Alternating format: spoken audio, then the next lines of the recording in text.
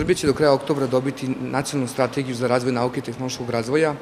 a pošto su nauka i tehnologija pre svega ljudi, od neprocenjive važnosti da sistem vrednovanja njihovog rada bude takav da se postignu nacionalni ciljevi. Sa jedne strane to je dizanje nivoa, ono je u proteklih 5 godina u nekoj meri postignuto. Naša zemlja sada proizvodi 2,5 puta više međunarodno priznatih naučnih radova, ali moramo nastaviti jer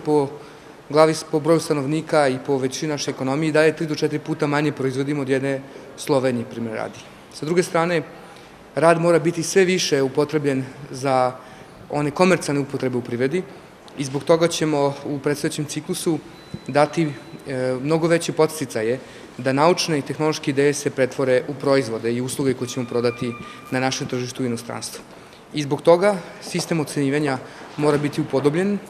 da bi nastavili da branimo boje srpske nauke u svetu, a sa druge strane da sve više srpska pamet se pretvori u srpske proizvode koje ćemo izvoziti.